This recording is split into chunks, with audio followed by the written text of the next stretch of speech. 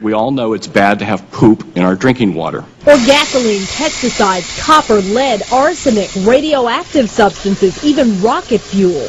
The concentration of chemicals in some places is so high that you can literally light the water on fire. Just give it a second. Whoa.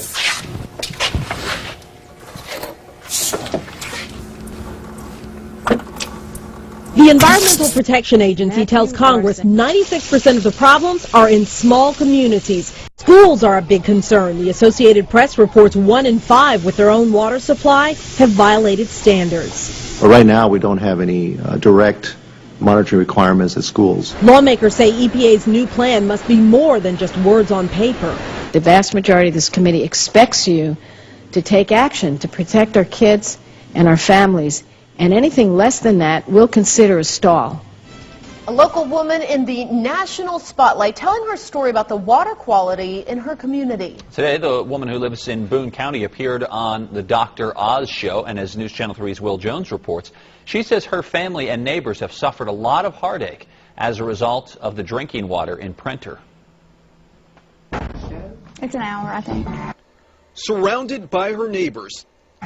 We're like the first 10 minutes there. All eyes were on Jennifer Hall Massey as she made her national television debut on the syndicated show Dr. Oz. Jennifer's with us today. Thank you for coming.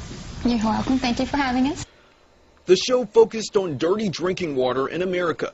Jennifer shared her story about the problems with the drinking water in Printer, a community where many depend on well water.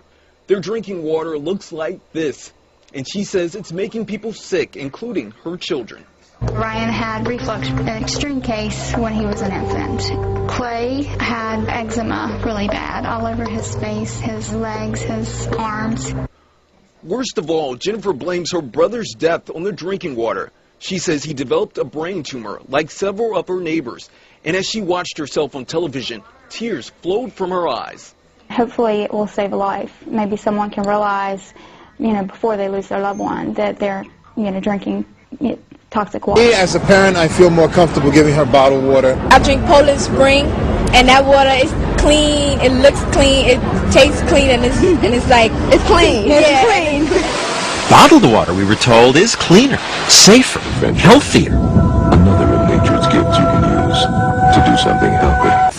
We took 5 bottles of national brands of bottled water and a sample of tap water from this drinking fountain in the middle of New York City and sent them to microbiologist Aaron Margolin to test for the bacteria that can make you sick, like E. coli. What did he find? There was actually no difference between the New York City tap water and the bottled waters that we evaluated. The labels on the bottles do suggest they're special. Some show mountains or polar bears, but many of the names are wondrously misleading. You have to look at the fine print to find out that Everest water is not from Mount Everest, it's from here, Corpus Christi, Texas. Glacier Clearwater is not from a glacier, its source is tap water from Greenville, Tennessee. Couldn't find any glaciers around here. Big selling Dasani, Aquafina, and 25% of all bottled water sold is just reprocessed tap water from cities around the country. One of Aquafina's sources is the Detroit River. But bottom line, if you buy bottled water because you think it's healthier than tap, test after test shows no evidence of that. And if you buy fancy brands because you think they taste better, you're probably just buying the hype. Whether you need it or not, it's a virtual medicine cabinet in your tap water if you live in many, many areas across the country. There's a scary new report out today. The Associated Press did a big amount of research on this, and the findings show that there were traces of prescription drugs in the water supply used by 41 million Americans in some of the biggest cities in the U.S. The list includes over-the-counter pain medication, mood stabilizers, even hormones. CNN's Elizabeth Cohen joins us now from the Medical Update Desk in Atlanta. First, explain where they found it and what it is that they found, Elizabeth.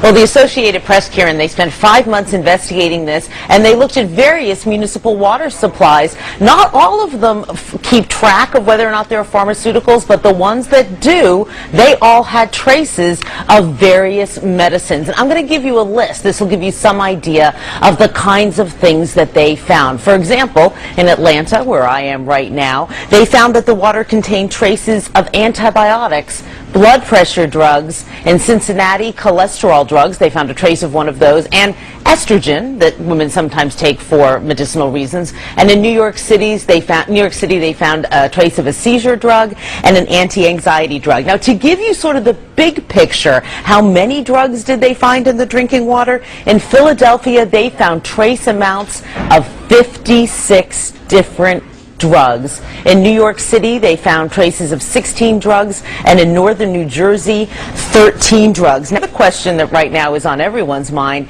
is, how in the world did drugs get into our drinking water? Well, it's not very pretty, and I'll give you the sort of sanitized version. We all take drugs, and our body does not absorb 100% of everything. Some of it passes through our body, ends up in sewage. Sewage is then treated and ends up back in the water system. Of course, the next question is, well, what about bottled water? Well, I hate to sound so pessimistic here. Bottled water often just is repackaged tap water, and that doesn't help us much at all either. Or even sometimes if it's spring water, it could still possibly contain these trace amounts. Humans basically have an impact everywhere, and those filters at home, they are not sensitive enough to get rid of the pharmaceuticals. Yeah, we